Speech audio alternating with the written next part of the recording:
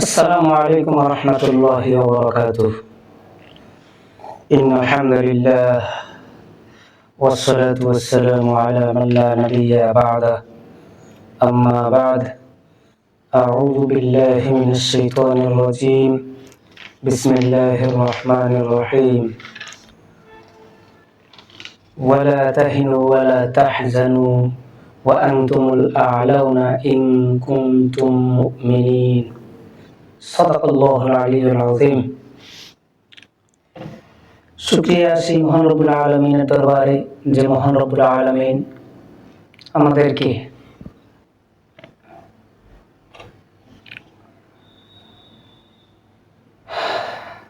দাজ্জালের আবির্ভূত হওয়ার কিছু নিদর্শন এবং দাজ্জালের ফিতনা সমূহ সম্পর্কে আলোচনা করার তৌফিক দান করছেন। গত পর্বগুলোতে আমরা যে আলোচনা করেছি তা যারা শুনেছেন তারা উপলব্ধি করতে পেরেছেন যে আমরা কি চাচ্ছি, আমরা কি মেসেজ দিতে চাচ্ছি, আর আপনাদের কাছ থেকে আমরা কি আশা করতেছি, এটা আপনারা উপলব্ধি করতে পেরেছেন। আর যারা দেখেন নাই তারা হয়তো বা এখনো উপলব্ধি করতে পারেন নাই, তারা বলবেন যে এটা ইউটিউবারদের কাজ, ইউটিউব ব্যবসায়ীদের কাজ, তাই আপনারা এটা এড়িয়ে যাচ্ছেন। কিন্তু মূল বিষয় হলো এখানে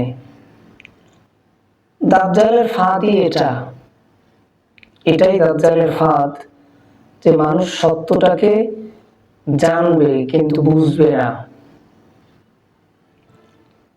মানুষ সত্য জানার চেষ্টা করবে কিন্তু সত্য জানা থাকা সত্ত্বেও সত্য বুঝতে চাবে না। এটাই দাজ্জালের সবথেকে বড় একটি চাল। তো গত পর্বে আমরা আলোচনা করেছিলাম কৃষকদের বড় দুশমন দাজ্জাল। আজকের পর্বে আমরা যে আলোচনা করব এটি খুব ভয়ানক একটি পর্ব। সকলে শুনবেন দয়া করে। আজকের পর্বটি নিজের কোনো আলোচনা নাই এখানে আমার, আমি সরাসরি বই থেকে পাঠ করতেছি। সেখান থেকে হয়তো বা কিছু শব্দ বা কিছু অক্ষর বা কিছু লাইন আপনাদেরকে বোঝানোর জন্য হয়তো বা ব্যাখ্যা দেওয়া লাগতে পারে। এজন্য তো আমাদের আজকের যে বিষয়টি হলো নারী জাতির জন্য দাজ্জালের জাল। এতদিন আমরা জেনেছি মাছ ধরার জন্য জাল ফেলা হয়, তো হঠাৎ এই কিতাবুল ফিতান নামক বইটি আমার কাছে আসার পরে আমি দেখলাম যে এখানে তো মাছ ধরার জন্যই শুধু জাল নয়, এখানে নারীদের জন্য জাল ফেলা হচ্ছে। এটা খুবই একটি ভয়ানক ব্যাপার। এই জালটা কি? এই জাল সম্পর্কে যদি মাছ জানতো তাহলে মাছকে আমরা কখনো ধরতে পারতাম না। এই বড়শি কি, এই বড়শি সম্পর্কে যদি মাছ জানতো তো কখনো বড়শি মাছ গিলতো না। এই জাল আমাদেরকে জানানোর জন্য কিতাবুল ফিতানওয়ালা লেখক বহুত চেষ্টা করেছেন এবং বহুত চেষ্টার ফলে লেখক আমাদের সামনে এটি তুলে ধরেছেন। আমরা আশা করি তার এই চেষ্টা আল্লাহ রাব্বুল আলামিন কবুল করছেন, বিধায়ী মানুষ এটাকে গ্রহণ করছে। তার কথাগুলো এত যৌক্তিক এবং বাস্তবতা, এটা সচরাচর পাওয়া যায় না। তো সরাসরি আলোচনায় চলে যাচ্ছি আমরা। নারী জাতির জন্য দাজ্জালের জাল কি? সে জাল আমরা একটু প্রথমে একটু বিস্তারিত কিছু পড়ব, তারপরে জানতে পারবো যে জালগুলো কি আসলে। সামাজিকভাবে ভিত্তি গড়া ঘর বাড়ি কেন্দ্রিক হয়ে থাকে, আর ঘরের যাবতীয় কার্যাবলী নারীদের আঁচল দ্বারা প্রতিষ্ঠিত হয়। খেয়াল করবেন, ঘরোয়া পরিবেশ যদি খারাপ হয়ে যায় তবে দ্রুত সামাজিক অবস্থার অবনতি ঘটতে থাকে। পক্ষান্তরে ঘরোয়া পরিবেশ যদি শক্ত শিষ্টাচার এর উপর প্রতিষ্ঠিত থাকে তবে সামাজিক ব্যবস্থাও সুস্থ এবং সঠিক পথে থাকবে। এভাবেই একটি সমাজ ধীরে ধীরে চারিত্রিক উন্নতির উচ্চ স্তরে পৌঁছতে সক্ষম হয়। আল্লাহ রাব্বুল আলামিন হক ও বাতিলের এই যুদ্ধে মুসলমান পুরুষদের উপর যেমন দায়িত্ব অর্পণ করেছেন, তেমন বিরাট এক দায়িত্ব মুসলিম মহিলাদের উপরও দিয়েছেন নবী করিম সাল্লাল্লাহু আলাইহি ওয়াসাল্লাম। তিনি বলেন, আল কালামু রাইয়া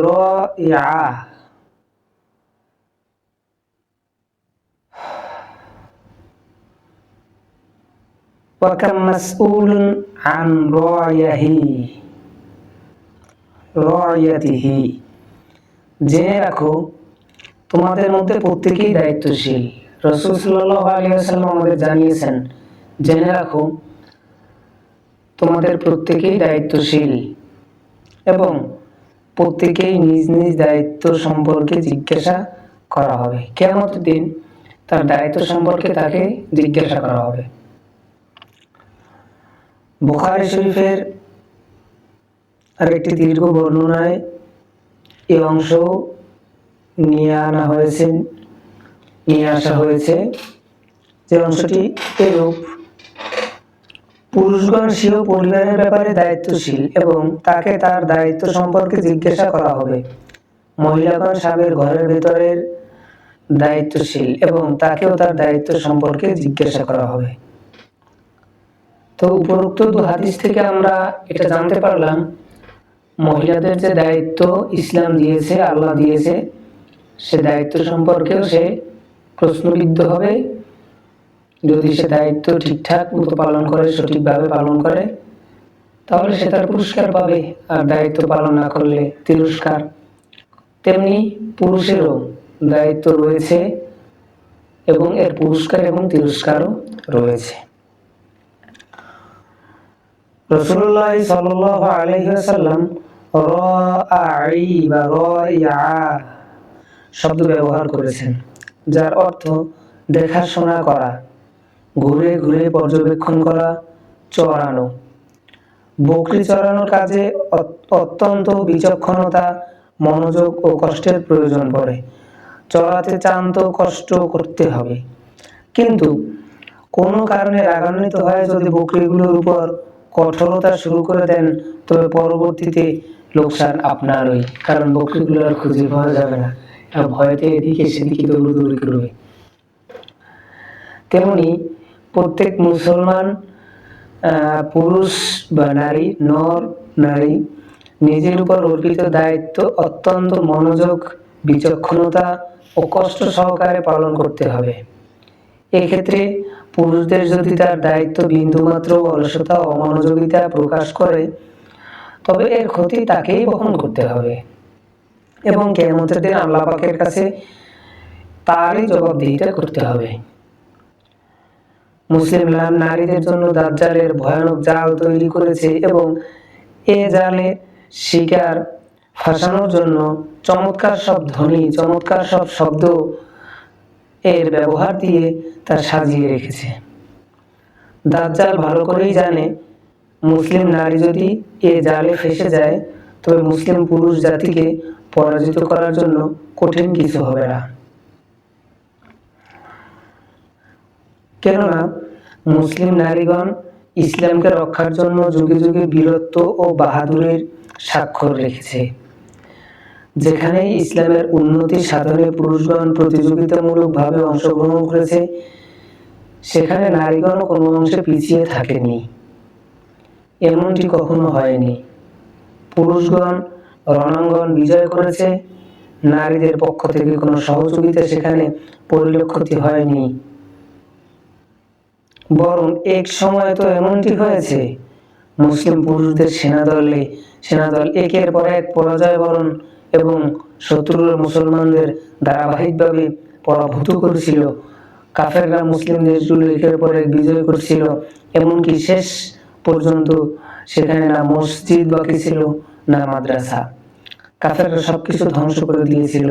মসজিদগুলো মাটির সাথে মিশিয়ে আলেমদের জীবিত দাফন করে দেওয়া হয়েছিল। মসজিদগুলো মদের আড্ডাখানায় রূপান্তরিত করা হয়েছিল। এই মসজিদগুলো মদের আড্ডাখানায় রূপান্তরিত করা হয়েছিল। এটা যদি আপনাদের প্রমাণ দরকার হয়, তাহলে আপনারা পড়ুন আধার রাতের বন্দিনী, এই উপন্যাসটি প্লে স্টোরে পাবেন। আধার রাতের বন্দিনী এই উপন্যাসটি পড়ুন, তাহলেই বুঝবেন যে কিতাবুল ফিতানওয়ালা যে দাজ্জালদের কথা বলেছেন, সে দাজ্জালরা কিভাবে মসজিদ এবং মাদ্রাসাগুলোকে কিভাবে বন্ধ করেছে আর মসজিদগুলোতে কিভাবে মদের আড্ডাখানা বানিয়েছে। ইসলামী নামকরণে নিষেধাজ্ঞা আরোপ করা হয়েছিল। আপনি মুসলমান, কিন্তু ইসলামী নাম আপনি রাখতে পারবেন না। প্রত্যেক মুসলমানকে জোরপূর্বক মুরতাদ করে দেয়া হয়েছিল, ফলে পুরুষদের সাহস ভেঙে গিয়েছিল। কিন্তু এমন কঠিন এবং নাজুক পরিস্থিতিতেও মুসলিম মহিলাগণ সাহস না হারিয়ে শক্তভাবে আঁকড়ে ধরে আল্লাহর তরফ থেকে দোয়ার দেয়া দায়িত্ব সমূহ পালন করেছিল। তারাই ঘরের আঙিনায় বসে বসে নিভু নিভু করতে থাকা ইসলামের আলো জ্বালিয়ে রেখেছিল। সন্তানদের সিনায় লা ইলাহা ইল্লাল্লাহ কালেমা জীবিত রেখেছিল এবং শিখিয়েছিল তারা মুসলিম জাতি। এই মায়েরাই আমাদেরকে শিক্ষা দিয়েছে আমরা মুসলমান, আমরা মুসলিম জাতি। আমরা পরাজয় বরণ করতে শিখিনি, এটা মায়েরাই আমাদের শিখিয়েছেন। আমরা শিখেছি বিজয় অর্জন করতে। হ্যাঁ, তবে ঘটনাক্রমে আমরা পরাজয় বরণ করেছিলাম, কিন্তু আমরা বিজয় অর্জন করেছি, সারা বিশ্ব শাসন করেছি আমরা। এখন হয়তো আবার আমাদের হাতে নাই, একদিন আসবে ইনশাআল্লাহ, একদিন আসবে ইনশাআল্লাহ।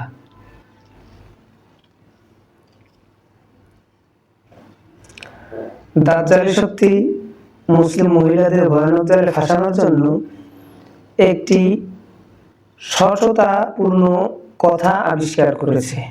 মহিলাগণ যদি ঘর থেকে বের না হয়, তবে সামাজিক উন্নতি সম্ভব নয়।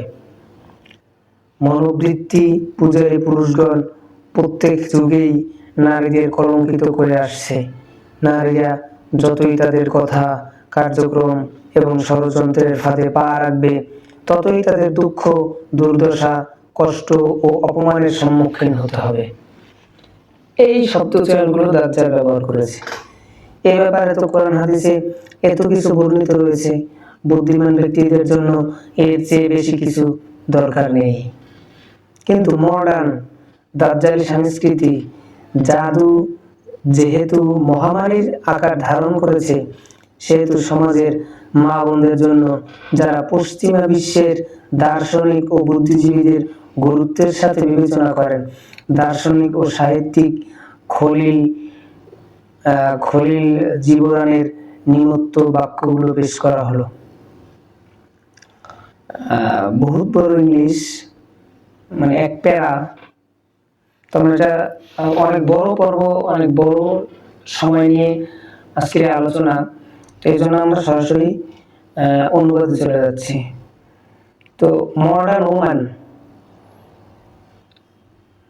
দার্শনিক ও সাহিত্যিক খলিল জিবরানের নিম্নোক্ত বাক্যগুলো পেশ করা হলো। তার এই বাক্যগুলোর মধ্যে প্রথম যে শিরোনাম ছিল সেটি ছিল মডার্ন ওমান, তথা মডার্ন নারী। মডার্ন সংস্কৃতি এসে নারী জাতিকে কিছুটা চালাক বানিয়েছে ঠিকই, কিন্তু পুরুষদের মৌন চাহিদার দরুন নারীদের এই সংস্কৃতিতে আরো কিছু লাঞ্ছনা যোগ হয়েছে। গতকাল নারী জাতি ছিল সুখী পরিবারের এক অহংকার, কিন্তু আজকের মডার্ন নারী জাতি ঘৃণায় ভরা এক বৈধ যৌন সঙ্গিনী। গতকালের নারীগণ চোখ বন্ধ করে আলোতে চলাফেরা করত, কিন্তু আজকের নারীরা চোখ খুলে চলাফেরা করে ঠিকই, কিন্তু অন্ধকারে। গতকালের নারী সমাজ, গতকাল বলতে ইসলামী যুগের নারী সমাজ অতি গোপনে নিজের সৌন্দর্য, সদাচরণ, সতীত্ব, পবিত্রতা রক্ষা করার কারণে সম্মানের পাত্রী ছিল। কিন্তু আজকালের নারী সমাজ শিক্ষিত হয়ে অন্ধ, বেখবর এবং নিষ্ঠুর হয়ে গেছে। এখানে নোট করুন, মিস্টার্স শব্দের ব্যাখ্যায় ইনসাইক্লোপিডিয়া অফ ইনকার্টা ডিকশনারিতে নিম্নোক্ত শব্দাবলী ধারা করা হয়েছে। এই যে মিসেস বা মিস্টার্স, এই শব্দের ব্যাখ্যা করা হয়েছে ইনসাইক্লোপিডিয়া অফ ইনকার্টা ডিকশনারিতে। সেখানে যে শব্দগুলো চয়ন করেছে সে শব্দগুলো আমরা বাংলা অনুবাদ করছি। শব্দগুলো মিস্টার্স এর ব্যাখ্যা এরকমের করেছে: হে প্রিয় মা ও বোনেরা, আপনাদের এবং আপনাদের সন্তানদের ধ্বংসের জন্য দাজ্জালি শক্তি কি কি কার্যক্রম শুরু করেছে তা একটু লক্ষ্য করুন। 1. 1990 সালের সেপ্টেম্বর মাসে নিউ ইয়র্কে বাচ্চাদের অধিকার বিষয়ে একটি কনফারেন্স অনুষ্ঠিত হয়। এই কনফারেন্সে প্রায় 70টি দেশের প্রতিনিধি অংশগ্রহণ করে। 61টি দেশের প্রতিনিধি বাচ্চাদের সম্পর্কে প্রস্তাবকৃত সংবিধানগুলো বাস্তবায়নের জন্য স্বাক্ষর প্রদান করে। সংবিধানে 54তম অধিকারের বাচ্চাদের কোলে নেয়া, তাদের লালন পালন করে বড় করা, বাচ্চাদের সাথে পিতামাতার ব্যবহার, মায়ের সুস্থতা, বাচ্চাদের স্বাধীনতা এবং চারিত্রিক ও ধর্মীয় দিক থেকে বাচ্চাদের অধিকার নিয়ে আলোচনা করা হয়েছে। এর 1 নম্বর অনুচ্ছেদ সংবিধানের 54 1 নম্বর অনুচ্ছেদে পিতামাতাকে সন্তানের প্রতি কোনো ধর্মীয় বিষয় গ্রহণের জন্য বাধ্য করতে নিষেধ করা হয়েছে।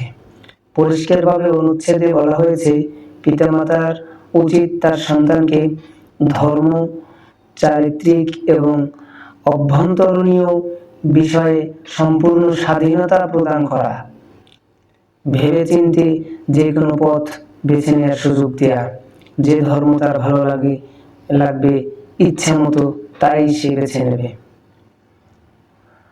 ওই সংবিধানের 31তম অনুচ্ছেদে বলা হয়েছে, বাচ্চাদের সর্ববিষয়ে বই, পুস্তক, পত্রপত্রিকা, ম্যাগাজিন অধ্যয়ন করার স্বাধীনতা থাকা চাই। এমনকি সে যদি উলঙ্গ, অশ্লীল বা যৌন বিষয়ক ম্যাগাজিন ক্রয় করতে চায় বা শয়তানের পূজা করতে চায়, তবে এটাও তার মৌলিক অধিকার।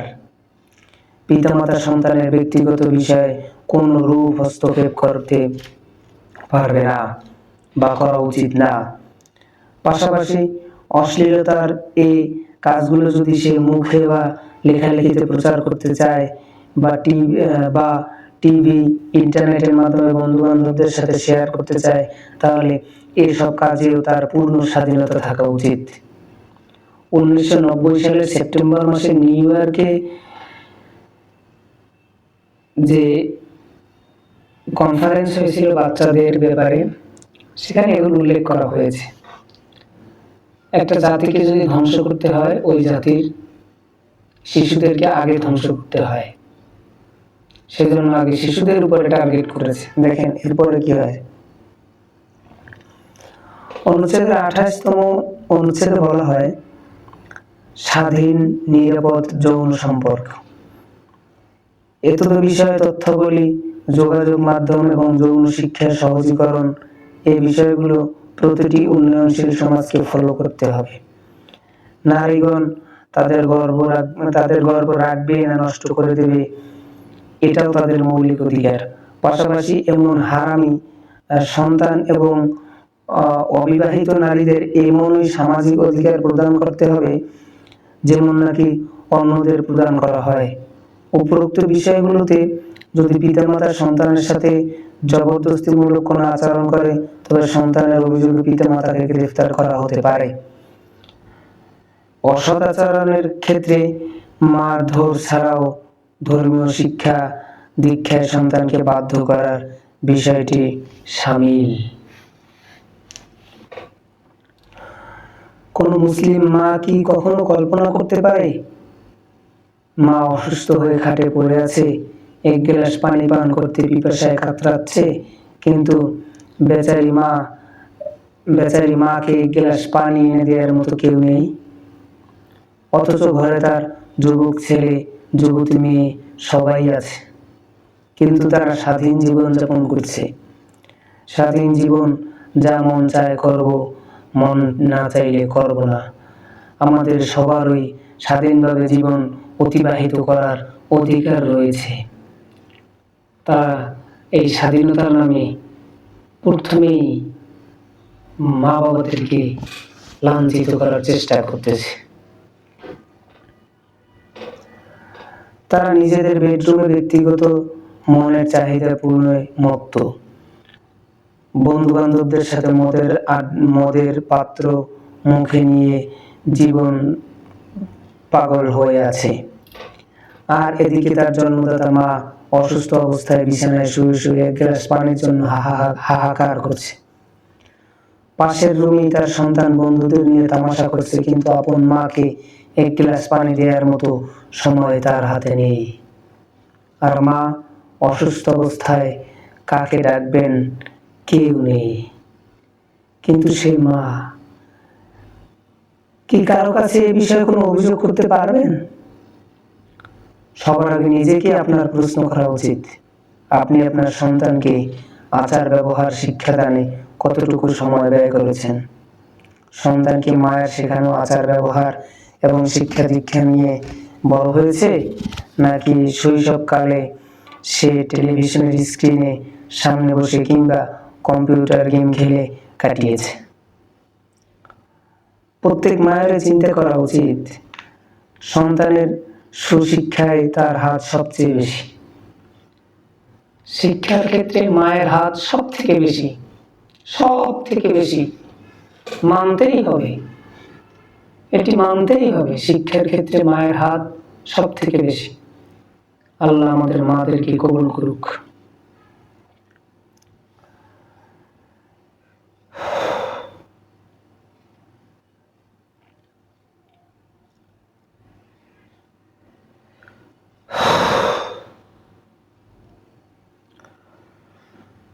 নাকি ওই সকল অপরিচিত মহিলারা যারা টেলিভিশনের স্ক্রিনে এসে সবসময় বাচ্চাদের পশুত্বের সবক শিখিয়ে তাদের মূর্খতার যুগের দিকে নিয়ে যাচ্ছে।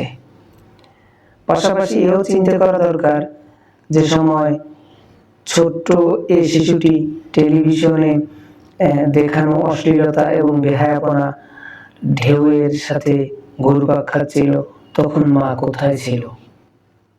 এটা মায়ের বেখেয়ালি। তারা হচ্ছে সে সকল মা যারা স্বীয় দায়িত্ব ভুলে গিয়ে সন্তানদের টেলিভিশনের পর্দায় থাকা মহিলাদের শিক্ষা দীক্ষায় উপর ছেড়ে দিয়েছে। যাদের শিক্ষা দীক্ষার সার কথা হলো, জীবন হচ্ছে শুধু মনোচাহিদা পূরণ করা, স্বপ্নগুলো বাস্তবে রূপ দেয়া, জীবনকে আধুনিকতার রঙে রঙিন করার এবং যখন যা মন চায় তাই করে দেখানো। আত্মীয় স্বজন, পারস্পরিক স্নেহ ভালোবাসা, পিতামাতা ভাই বোন, এগুলো পুরাতন মধ্যযুগীয় লোকদের সময় নষ্ট করার নাম। এরকমের শব্দ টেলিভিশনে বাচ্চারা আজকে শিখতেছে। এটা হচ্ছে আধুনিকতার যুগ, নিজের স্বপ্নগুলো বাস্তবে রূপ দেওয়ার যুগ। কিরকমের কি জাল ফেলছে দেখেন, এটা হচ্ছে আধুনিকতার যুগ, নিজের স্বাধীনতার যুগ। এরপর দেখ, এই ধারণাগুলো পড়ার পর নিশ্চিতভাবেই পূর্ব বিশ্বের মায়েরা কেঁপে উঠবেন, কিন্তু সারা বিশ্বের কাফের সম্প্রদায় আমাদের ঘরে এমন পরিবেশই সৃষ্টি করতে চায়। আমাদের ঘরের ব্যাপারে তাদের ইচ্ছা, যেমন ভাবে তাদের ঘরগুলোতে অশান্তির আগুন লেগেছে, তেমনি আমাদের ঘরগুলোতেও এ আগুন লেগে যাক। বর্তমান সময়ে শয়তানি শক্তিসমূহের সার্বিক প্রচেষ্টা, দিন রাত মেহনত এবং নিত্য নতুন কার্যক্রম বাস্তবায়নে প্রেক্ষিতে একটি কথা অবশ্যই বুঝে আছে: মুসলমানদের বিরুদ্ধে তাদের সবচেয়ে বেশি জোর দুটি বিষয়। একটি বিষয় তো সারা বিশ্বের মুজাহিদিনে কেরাম সামলে নিয়েছেন, দ্বিতীয় বিষয় মুসলিম মহিলাগণের দায়িত্বশীল। হ্যাঁ মুসলিম মা, হ্যাঁ মুসলিম বোন, হে আমার মা বোনেরা, অন্তত আপনারা আপনাদের দায়িত্ব ঠিকঠাক মতো বুঝে নিন।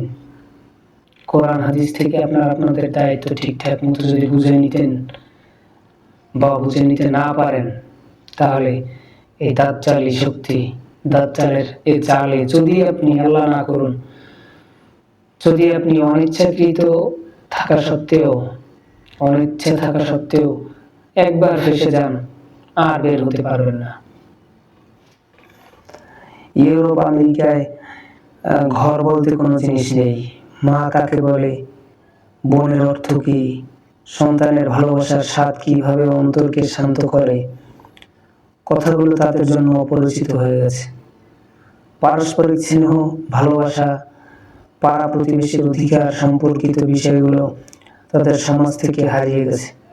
সমাজের সকল স্তরের মানুষ ব্যক্তিগত জীবন যাপন করেছে। সন্তানেরা মায়ের মমতা ভুলে গিয়ে বড় হয়েছে, কেননা মায়ের হাতে সন্তানকে একটু ভালোবাসা দেওয়ার সময়টুকু পর্যন্ত নেই। কারণ মা সন্তান ছেড়ে চাকরিতে চলে গিয়েছে,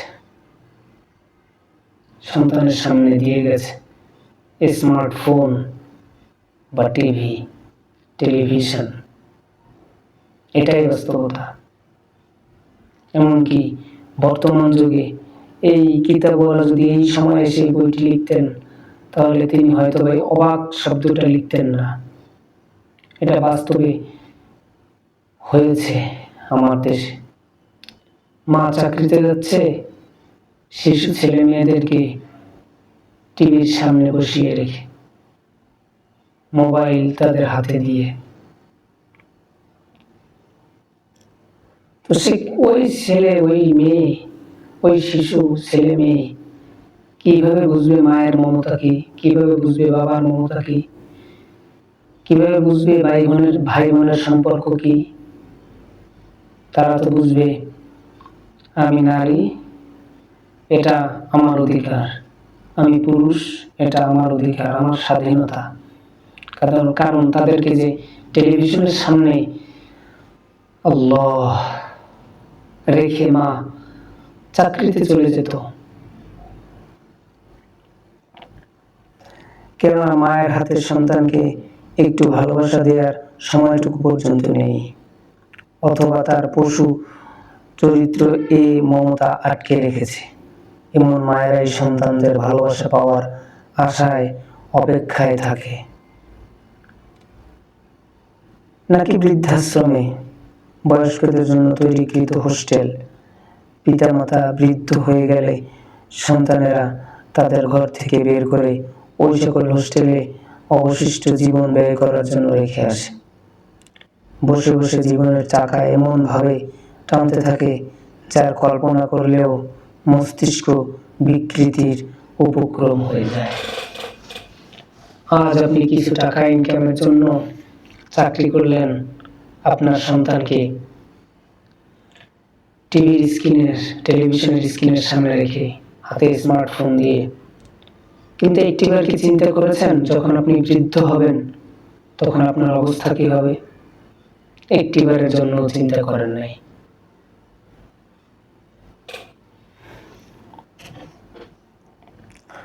সাবেক মার্কিন সরকারি উপদেষ্টা মিস্টার বারজেনস্কি জাতীয় নিরাপত্তা বিষয়ে আউট অফ কন্ট্রোল গ্রন্থে লেখেন, এই সমাজ যেখানে সবকিছু স্বাধীনভাবে করার এবং সবকিছু অর্জনের অনুমতি দেওয়া হয়, সেটা এমন সমাজ যার চারিত্রিক মাত্রা অস্বাভাবিক নিম্নমুখী হয়ে যায়।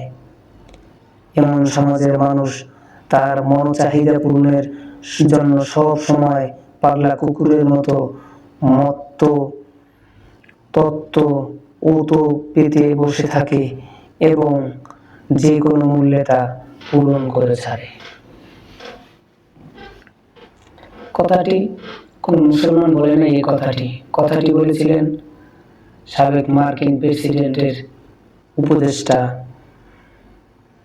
মিস্টার বারজেনস্কি,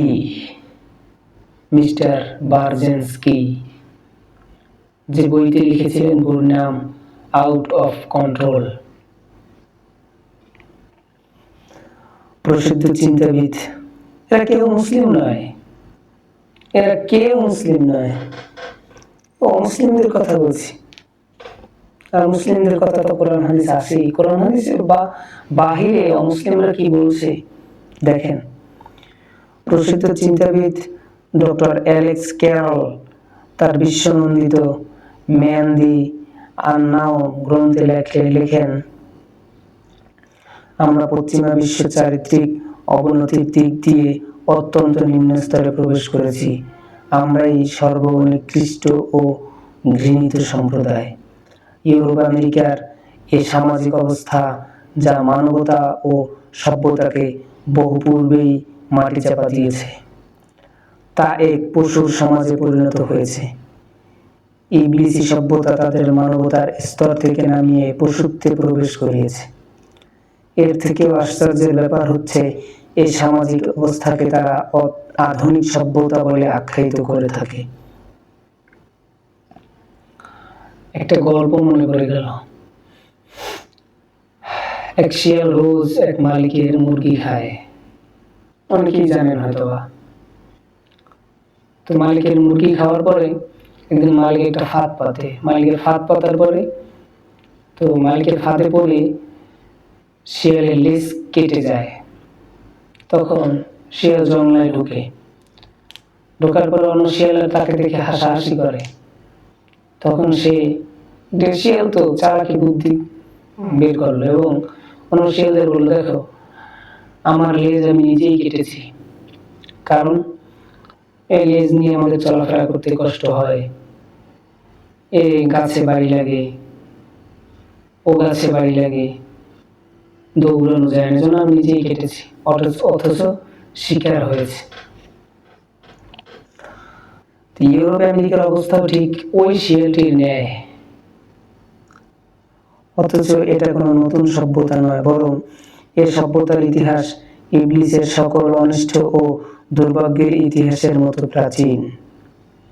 পশ্চিমাদের বর্তমান সভ্যতা হাজার বছরের পুরাতন, অমানবিক, দুর্গন্ধময় এবং শয়তানের পেটে থেকে জন্ম নেয়া এক সভ্যতা, মানব সভ্যতার সাথে যার কোনো সম্পর্ক নেই।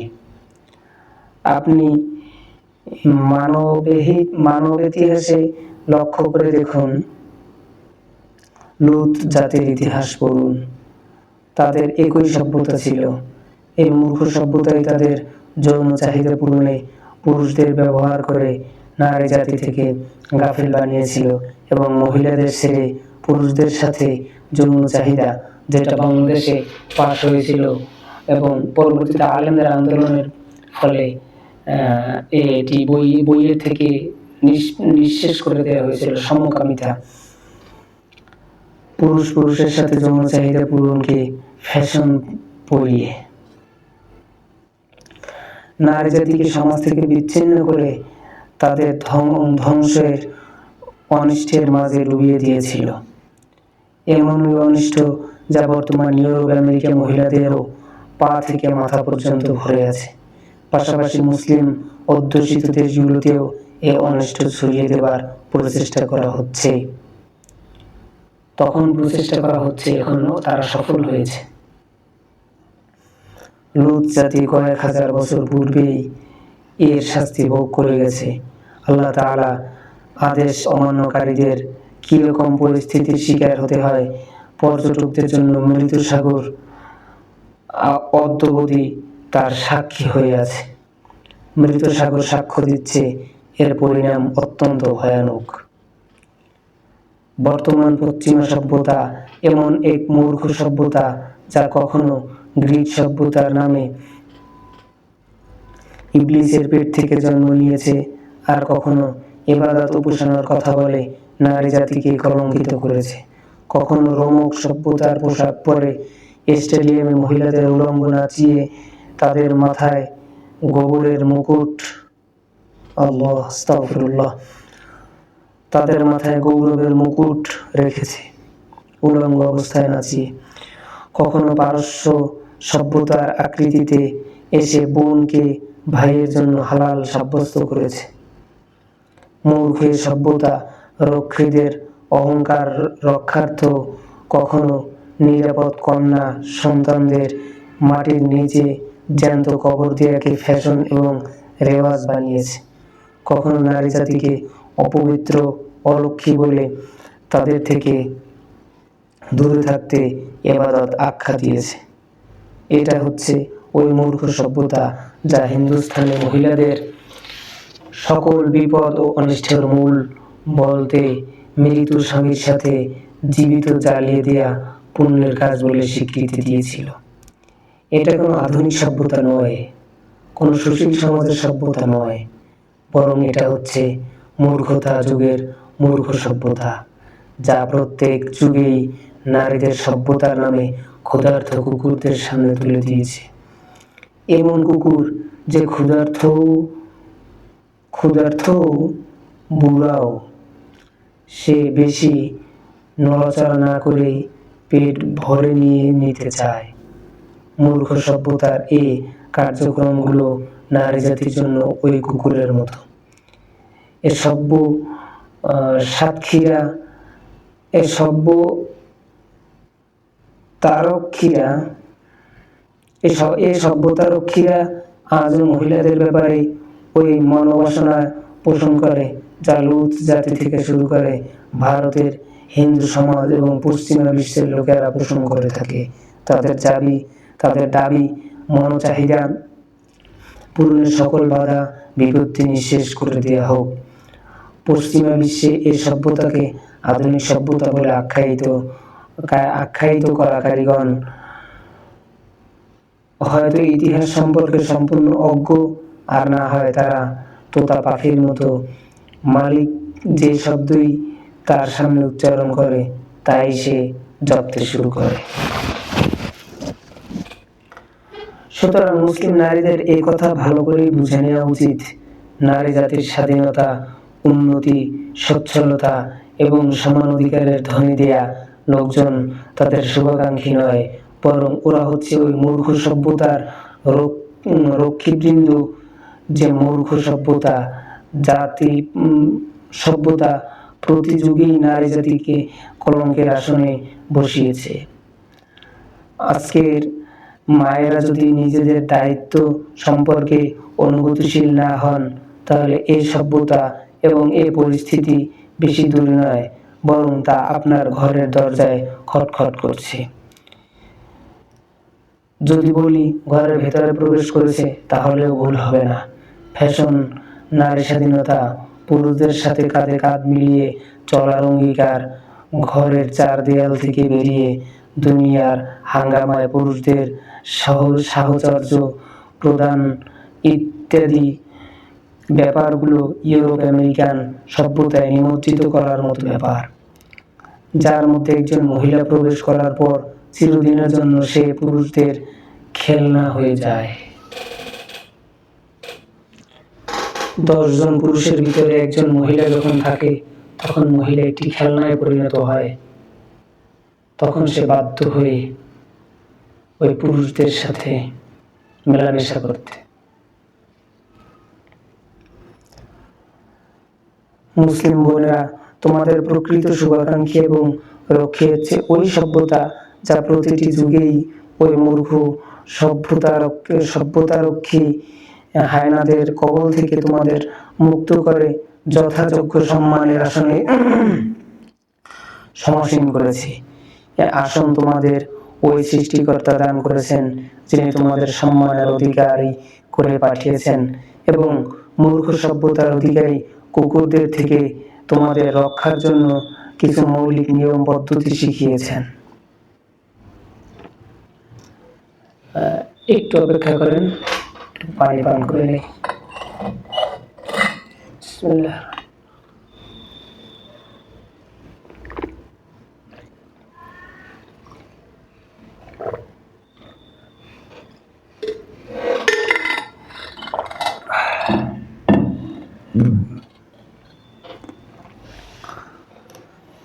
এ সকল মৌলিক নিয়ম পদ্ধতি তোমাদের নিরাপত্তা দিতে পারে, যেটা আল্লাহ রাব্বুল আলামিন দিয়েছেন, যেটা রাসূল আকরাম সাল্লাল্লাহু আলাইহি ওয়াসাল্লাম নারী জাতিকে দিয়েছেন যে দায়িত্ব। সুতরাং তোমাদের কখনোই এগুলো পরিহার করা উচিত নয়। তোমাদের এই সকল নিয়ম কানুন থেকে হটানোর জন্য দুশমনরা বলতে পারে এই সকল নিয়ম কানুন এখন পুরাতন হয়ে গেছে, বর্তমান আধুনিকতার যুগে এগুলো অচল, ইত্যাদি ইত্যাদি। বলতে পারে না, বরং বলে থাকে, মডার্ন হতে বলে। আমার নিজের কানে শোনা। একজন মেয়ে আর একজন মেয়েকে কিভাবে বলে ওয়েস্টার্ন কালচারাল ব্যবহার করতে, ওয়েস্টার্ন পোশাক পরতে। একটা মেয়ে আর একটা মেয়েকে বলতেছে, আপনি যে হিজাবটা পরেন, হিজাবটা এরকমের না, ওয়েস্টার্ন ডিজাইনে পরলে ভালো হতো। কিভাবে বলে? তার ভিতরে কি এতটুকু ইসলামী সভ্যতা নাই? এতটুকু ইসলামী জ্ঞান তার ভিতরে নাই? আল্লাহ কবুল করুক। তারা যাই বলুক, তাদের কথায় কান দেবেন না, বরং ইসলামী সভ্যতাকে নিজের সম্ভ্রম রক্ষার জন্য অবশ্যই করে নাও। পাশাপাশি মূর্খ সভ্যতার সবল থেকে নিজেকে এবং স্বীয় সন্তানদের রক্ষা করো, যাতে ঘরোয়া সুখ শান্তি বজায় থাকে, পিতামাতা এবং সন্তানদের ভালোবাসায় কখনো নজর না পড়ে, ভাই বোনের মাঝে আত্মীয়তার পবিত্র বন্ধন অটুট থাকে। দুশমনরা বিরুদ্ধে যেসব উস্কানি দিচ্ছে, এ সকল তোমাদেরকেই দমন করতে হবে। ইসলাম তোমার খোদা প্রদত্ত যোগ্যতাগুলো শিকারে বন্দী করে রাখে না। তুমি তোমার যোগ্যতাগুলো ইসলাম এবং দ্বীনের খেদমতের জন্য উন্মুক্ত করে দাও। তুমি যদি মুসলমানদের সেবায় অংশগ্রহণ করতে চাও, তবে একটু চিন্তা করে নিজেকেই প্রশ্ন করো, সেবাগুলো বাস্তবায়নের জন্য কি তোমার পশ্চিমা সভ্যতায় ডুবে যেতে হবে? তুমি কি ইসলামী নিয়ম কানুন মেনে এগুলো বাস্তবায়ন করতে সক্ষম নও? এমনটি কি কখনো সম্ভব? পশ্চিমা সভ্যতা অনুসরণ করেই তাদের মোকাবেলা করবে? অথচ আল্লাহ রাব্বুল আলামিন তোমাদেরকে সম্মানের পাত্র বানিয়েছেন, তোমার জন্য ওই পরিমাণ নয় যা কাফেরদের জন্য করেছেন। এটা আবেদন করছি, সকলে সূরা কাফিরুনের অন্তত অর্থটা পড়েন, তাহলে বুঝবেন। আল্লাহ আমাদের সকলকে সূরা কাফিরুনের অর্থ এবং ব্যাখ্যা করার তৌফিক দান করুক। আমিন।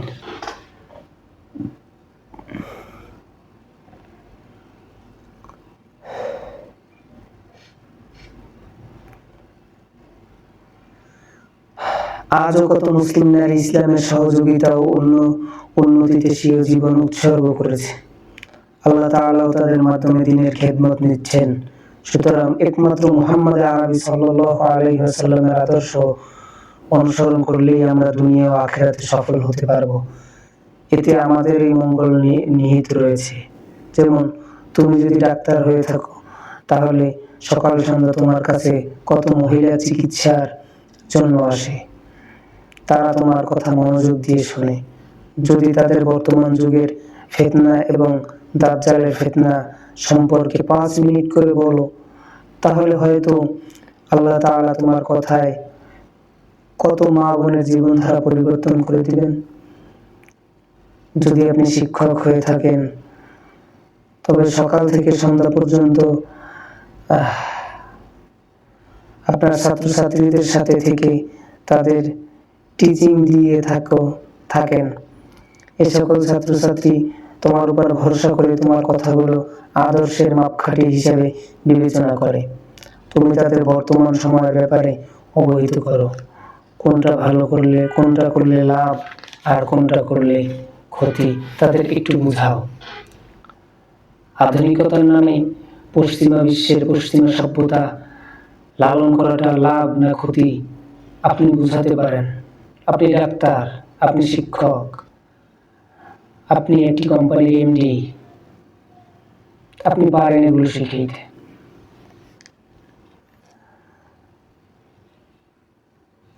তাদের বুঝতো আমেরিকা ইউরোপ থেকে মহিলারা তাদের ঘর বাড়ি ছেড়ে এসেছে, তাদের ঘর বাড়ি দিন আখেরাত ধ্বংস করতে চায়। তো তোমাদের ঘর বাড়ি দিন আখেরাত ধ্বংস করতে চায়।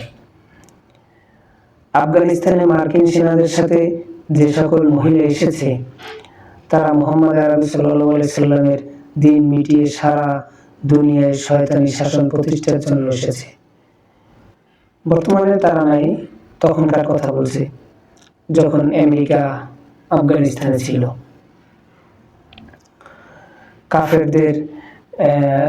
কাফেরদের নারীরা তাদের মিথ্যা ধর্মের জন্য কত ত্যাগ স্বীকার করেছে।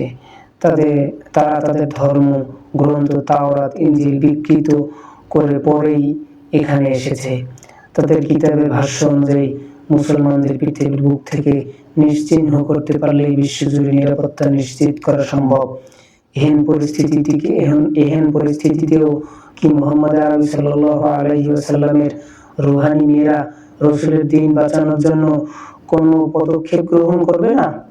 তাই যদি হয়, তবে আয়েশা সিদ্দিকা রাদিয়াল্লাহু তাআলা আনহা ও ফাতেমা জোহরা রাদিয়াল্লাহু তাআলা আনহা এর স্থলাভিষিক্তদের নিজেদের ঘরবাড়ি ধ্বংস হতে, সন্তানদের হত্যার দৃশ্য প্রত্যক্ষ করতে এবং শিয়া সমাজকে গভীর অন্ধকারে নিমজ্জিত হওয়ার মতো পরিস্থিতি অবলোকন তোমাকেই করতে হবে। আমার বোনেরা, দুনিয়া তো চলতেই থাকবে। এই বিষয়গুলো মৃত্যুর পূর্বে আমাদের থেকে আলাদা হবে না। সুতরাং তুমি নিজেই নিজেকে এই সকল ঝামেলা থেকে মুক্ত করো, দুনিয়া ছাড়ো। ভাগ্যে যতটুকু লেখা আছে দুনিয়া ততটুকুই মিলবে। দুনিয়ার পিছনে চললে সে তোমাকে লাঞ্ছিত, বঞ্চিত ও অপদস্থ করে ছাড়বে। আর যে ব্যক্তি দুনিয়াকে লাথি মেরে দেবে, দুনিয়া তার পায়ে এসে পড়বে। এর হাজার বহুত প্রমাণ রয়েছে, অনেকেই দিতে পারবে, অনেকের কাছেই এই প্রমাণ রয়েছে।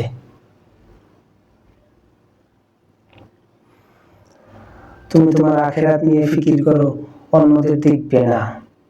কে কি করছে, কার কাছে কতটুকু আছে, কে কততলা বাড়ি বানিয়েছে, বরং আখিরাতের জন্য কে কি পরিমাণ প্রস্তুতি গ্রহণ করেছে সেটা দেখো। কেননা সেটাই হচ্ছে চিরস্থায়ী ঘর। এটা আবার কেমন বুদ্ধিমানের কাজ, যেখানে থাকা হবে না সেখানে বিশাল বাড়ি বানিয়ে বসেছে, আর যেখানে চিরদিন থাকা লাগবে তার জন্য কোনো ফিকিরই করছে না। দুনিয়ার জিন্দেগি একভাবে অতিবাহিত হলেই হলো। কিন্তু প্রকৃত বুদ্ধিমান ওই ব্যক্তি যে চিরস্থায়ী জিন্দেগির প্রস্তুতি নিয়ে সদা ব্যস্ত থাকে। সুতরাং আমরা যদি ভালো কিছু করি তবে তা আমাদের উপরই উপকারে আসবে, আর যদি আল্লাহ ও আল্লাহ রসুলের বিরুদ্ধাচরণ করি তবে তা আল্লাহর দ্বীনের সামান্যতম ক্ষতি করতে পারবে না। কিন্তু এর ফলে আল্লাহ তাআলার উপর, আমাদের উপর অসন্তুষ্ট হবেন এবং আল্লাহ না করুন আমরা কানা দাজ্জালকে খোদা বলে বিশ্বাসকারীদের অন্তর্ভুক্ত হয়ে যাব। যদি আমরা মুহাম্মদ আরবি সাল্লাল্লাহু আলাইহি ওয়াসাল্লাম এর দেয়া জীবন বিধান কোরআনুল কারীম এবং হাদিস অনুযায়ী জীবন চালাতে না পারি, সুন্নত অনুযায়ী নিজের জীবন গড়তে না পারি, তাহলে আমরা দাজ্জালকেই খোদা হিসেবে মেনে নিতে বাধ্য হব। আল্লাহ আমাদের এর থেকে হেফাজত করুক।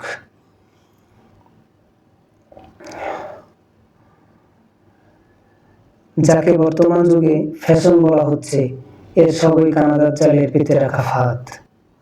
আপনার যদি জানা থাকে ফ্যাশন কোথায় তৈরি হয়, কাপড়ের নতুন নতুন ডিজাইন কোথায় প্রস্তুত করা হয়, তারপরও আপনি নিজেকে মন চাই জিন্দেগির উপর ছেড়ে দিয়েছেন, এটা কি কোনো বুদ্ধিসত্তার কথা? তাহলে আপনিই চিন্তা করুন, আপনার এই শিক্ষা দীক্ষা ও অনুভূতি কোন পর্যায়ের, যা কোনটি লাভ আর কোনটি লোকসান তা পৃথক করতে পারছে না। পক্ষান্তরে আপনি যদি অন্যান্য মহিলাদের দেখা দেখি এমন পথ বেছে নিয়ে থাকেন, ফ্যাশন এবং আর্ট সম্পর্কে আপনার যেমন জ্ঞান নেই, তবে এমন নেক মহিলাদের কাছ থেকে আপনি তা জেনে নিন যাদের কাছে এগুলোর বাস্তব জ্ঞান রয়েছে। ফ্যাশনের যে সড়কে আপনি ঘুরে বেড়াচ্ছেন এবং নিজেকে মন চাই জীবনযাপনের উপর ছেড়ে দিয়েছেন, স্মরণ রাখবেন এই পথ সোজা কানা দাজ্জালের কাছে গিয়ে শেষ হয়েছে। এই সভ্যতার আইডল হচ্ছে ওই মিথ্যা খোদা দাবিদার দাজ্জাল। পাশাপাশিও মনে রাখবেন আল্লাহ রাব্বুল আলামিনের কাছে এই পথ পছন্দনীয় নয়। সহিহ মুসলিম শরীফে আবু হুরায়রা রাদিয়াল্লাহু তাআলা আনহু থেকে বর্ণিত, নবী করিম সাল্লাল্লাহু আলাইহি ওয়াসাল্লাম ইরশাদ করেন, ওই সকল মহিলারা যারা কাপড় পরিধানের পর উলঙ্গ, এটা কিভাবে হয়? কাপড় পরিধান করেছে কিন্তু সে উলঙ্গ, কিভাবে হয়? অপরকে নিজের প্রতি আকৃষ্টকারী এবং নিজেও কোমর দুলিয়ে বাঁকা অবস্থায় ঝুলন্ত তাদের মাথা বুকের ঝুঁকে থাকা কুঞ্জলের মতো দেখাবে। আস্তাগফিরুল্লাহ। তারা জান্নাতে প্রবেশ করতে পারবে না, এমনকি জান্নাতের সুগন্ধিও তারা পাবে না। অথচ জান্নাতের সুগন্ধ এত পরিমাণ দূর থেকে অনুভব করা যাবে। আল্লাহ রক্ষা করুক, না কোনো ভালো কাজ তাদের উপকারে আসবে, না দাজ্জালের পথে চলার কারণে কেউ তাদের ক্ষতি করতে পারবে। বান্দা যা করার নিজেই নিজের জন্যই করছে।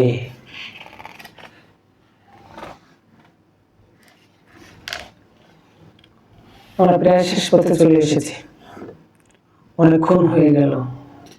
অনেকে বলেন আর কত শুনবো, আর একটু শুনেন, একটু খেয়াল করেন। শহরের দেয়ালে লাগানো সিনেমার পোস্টার, হলিউড বলিউডের কোনো ফিল্মের অ্যাড বা কোনো সিডির দোকানে গেলেই কত রং বেরঙের কত ঢঙের মহিলার ছবি দেখা যায়। কাপড় পরে আছে তবু উলঙ্গ, দেখা মাত্রই যুবকেরা আকৃষ্ট হয়ে পড়ছে। ছবিতে মেয়েরা মেকআপ করে নিজেদের এমনভাবে প্রকাশ করছে, ঘাড়ের দিকে হাত নিয়ে মাথা একদিকে আর কোমর আরেক দিকে নিজেরাও ঝুঁকে আছে এবং দর্শকদেরও নিজেদের প্রতি ঝুঁকাচ্ছে। সুতরাং এ ধরনের মহিলাদের পরিণাম যে কি হবে তা রাসূল সাল্লাল্লাহু আলাইহি ওয়াসাল্লাম স্পষ্ট করে বলে গেছেন। জান্নাত তো দূরের কথা, জান্নাতের সুগন্ধিও তারা পাবে না। 2010 সালের শেষের দিকে বলিউডের শাহরুখ খান যখন বাংলাদেশে এসেছিল, সাথে করে জাহান্নামী নর্তকীদেরও সাথে এনেছিল। শাহরুখ ঢাকার আর্মি স্টেডিয়ামে 2 বা 3 ঘন্টা পুরো অনুষ্ঠান জুড়ে ওই সকল নর্তকীদের নিয়ে নেচে নেচে পুরো বাংলাদেশ অপবিত্র করে। আর বাংলাদেশের মতো দরিদ্র দেশের মানুষেরা 2-3 ঘন্টা এই অনুষ্ঠান দেখার জন্য 10,000 থেকে নিয়ে 20,000 টাকা পর্যন্ত খরচ করতে দ্বিধাবোধ করেনি। বাংলাদেশের ধর্মীয় পরিস্থিতি কোন পর্যায়ে পৌঁছেছে এখন আন্দাজ করুন। আল্লাহ আমাদের রক্ষা করুন। হযরত আব্দুল্লাহ বিন আমর রাদিয়াল্লাহু তাআলা হতে বর্ণিত, নবী করিম সাল্লাল্লাহু আলাইহি ওয়াসাল্লাম বলেন, মহিলাদের পুরুষের সামনে মাথার চুল স্টাইল করাতেও নিষেধ করেছেন। মানে পুরুষের সামনে মাথার চুল আঁচড়াতেও নিষেধ করেছেন। হাদিস মাজমাউজ জাওয়ায়েদ লিল হাইসামি, হাদিস নাম্বার 8865। একদিকে দাজ্জালের জাল বিছানো, অপরদিকে মুহাম্মদ আরবি সাল্লাল্লাহু আলাইহি ওয়াসাল্লামের বাতলানো সোজা পথ। প্রতিটি মুসলিম বোন নিজের জন্য যে পথই বেছে নিতে চাইবে, নিতে পারবে। হযরত আব্দুল্লাহ ইবনে আব্বাস রাদিয়াল্লাহু তাআলা আনহু বলেন, নিশ্চয়ই বনী ইসরাঈলের নবীগণ পায়ের দিক থেকে আসা ফিতনায় পড়ে ধ্বংস হয়েছিল, আর এ উম্মতের নারীগণ মাথার দিক থেকে আসা ফিতনায় পড়ে ধ্বংস হবে। মুসান্নাফ আব্দুর রাজ্জাক 20,609 নম্বর হাদিস। অর্থাৎ মাথার চুল স্টাইল করা, মাথায় শিখদের ন্যায় চুল জমাট বানিয়ে মানুষের সামনে প্রকাশ করা, মেশিনে তৈরি পৃথক চুল মাথায় লাগিয়ে রং দেয়া, এ সকল বিষয় আল্লাহর অসন্তুষ্টি ডেকে আনে, ফলে এগুলো ধ্বংসের কারণ। তাছাড়া এগুলোতে দুনিয়াবি ক্ষতিও বিদ্যমান। সায়েন্টিফিক দৃষ্টিতে মহিলাদের চুল কাটা তাদের শরীরে মারাত্মক ধরনের কুপ্রতিক্রিয়া সৃষ্টি হয়। হযরত আব্দুল্লাহ ইবনে ওমর রাদিয়াল্লাহু তাআলা আনহু বলেন, নবী করিম সাল্লাল্লাহু আলাইহি ওয়াসাল্লাম এমন মহিলাদের উপর অভিশাপ করেছেন যারা পৃথক চুল লাগায় বা অন্যদের লাগিয়ে দেয়। পাশাপাশি ওই সকল মহিলার উপরও অভিশাপ করেছেন যারা সুই দিয়ে শরীরের চামড়ার উপর খুঁত করে দেহে নকশা আঁকে। পার্লারের কথা যদি আমরা বলি, কি হয় পার্লারে? চুলের ডিজাইন, চুলের স্টাইল, চুল হিট করা, চুল মোড়ানো, তারপরে শরীরে ট্যাটু, এদের ব্যাপারে রাসূল আকরাম সাল্লাল্লাহু আলাইহি ওয়াসাল্লাম নিজেই অভিশাপ দিয়েছেন। আল্লামা নাসিরউদ্দিন আলবানী রাহমাতুল্লাহি আলাইহি বর্ণনাটি সহিহ বলেছেন। আমার বোনেরা, আপনারা যদি সন্তানদের টেলিভিশনের আদর্শের লালন পালন করে থাকেন, তবে স্মরণ রাখবেন, উপরে যা বর্ণিত হয়েছে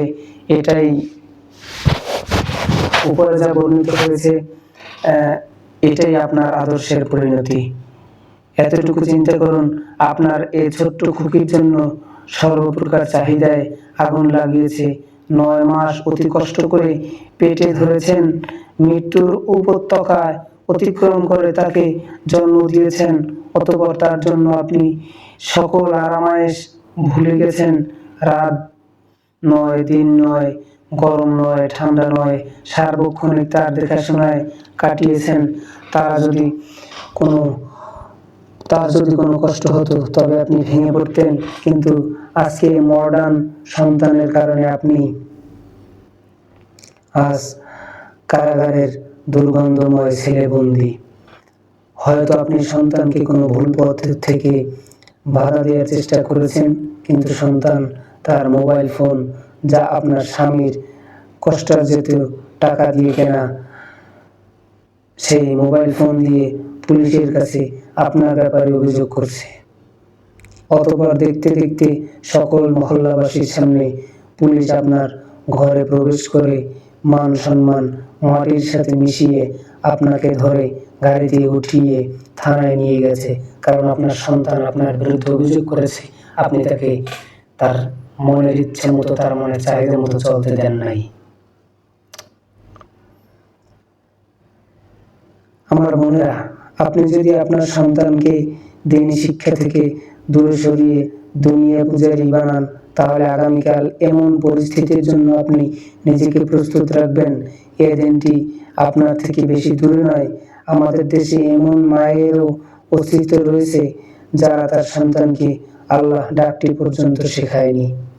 শিশুকাল থেকেই সন্তান এক স্বাধীন শয়তানি ধর্মের অনুসারী। শৈশব থেকেই সন্তান যেমন চেয়েছে তাই করেছে। টেলিভিশনের রিমোট হাতে নিয়ে নিজের কক্ষে যা মন চায় দেখেছে। আর মাও অত্যধিক বিলাসিতা এবং ঘোরাঘুরির কারণে এতটুকু সময় তার মেলেনি। সন্তানকে কিছুটা সময় দেবে। কখনো তার কক্ষে গিয়ে একটু তদারকি করেনি আমার ছোট্ট সন্তানটি কি দেখছে এবং কি করছে। এ সকল সন্তান বড় হয়ে যদি তাদের পিতামাতাকে ঘর থেকে বের করে বৃদ্ধাশ্রমে রেখে আসে, তাহলে সন্তানদের কোনো ভুল হবে বলে মনে হয় না, কারণ এটি আপনার নিজেরই অর্জিত। আপনি নিজেই যদি একটু খেয়াল রাখতেন, আপনার দায়িত্ব ইসলাম অনুযায়ী আপনি পালন করতেন, তাহলে হয়তো আপনাকে বৃদ্ধাশ্রমে যেতে হতো না।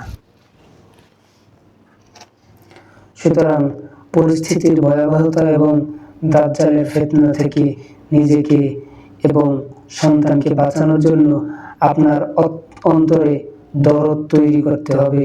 শুধু নিজেকেই নয়, বরং আশেপাশের অন্যান্য বোনদের, আত্মীয় স্বজন এবং পড়শি বোনদেরও দাজ্জালের ফিতনা এবং তার ফাঁদ সম্পর্কে আপনারই অতিবাহিত করতে হবে, তাদেরকে অবহিত করতে হবে। আপনার প্রতিটি কথা এবং পদক্ষেপে আল্লাহ পাক আপনাকে সওয়াব দান করবেন। আপনার সন্তানদের অন্তরে পবিত্র কোরআন শিক্ষা, নামাজের গুরুত্ব, পিতামাতার মর্যাদা এবং ইসলামের মহব্বত সৃষ্টি করুন। পক্ষান্তরে গান, মিউজিক, কার্টুন এবং আল্লাহ ছাড়া অন্য কাউকে ভয় করা থেকে তার অন্তরে ঘৃণা সৃষ্টি করুন। এটি হলো মেয়েদের দায়িত্ব, যেটা রাসূল আকরাম সাল্লাল্লাহু আলাইহি ওয়াসাল্লামের পক্ষ থেকে, আল্লাহ রাব্বুল আলামিনের পক্ষ থেকে রাসূল আকরাম সাল্লাল্লাহু আলাইহি ওয়াসাল্লাম দিয়েছেন। এর পরের পর্বে আমরা আলোচনা করব পুরুষদের দায়িত্ব কি। তো আজকের পর্বে আমরা আলোচনা করলাম যে বিশাল আলোচনা করলাম তো আজকে, আল্লাহ, নারী জাতির জন্য দাজ্জালের জাল এবং রাসূল আকরাম সাল্লাল্লাহু আলাইহি ওয়াসাল্লাম কর্তৃক নারীদের প্রতি দায়িত্ব এবং দায়িত্বহীনতার কারণে তাদের কি পরিণতি হতে পারে, এ বিষয়ে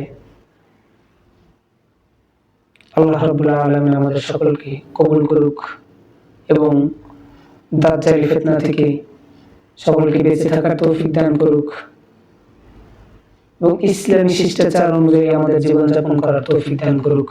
আমিন। ওয়া আখিরু দাওয়ানা আলহামদুলিল্লাহি রাব্বিল আলামিন। আসসালামু আলাইকুম ওয়া রাহমাতুল্লাহ। পরবর্তী ভিডিও পেতে চ্যানেলটি সাবস্ক্রাইব করুন।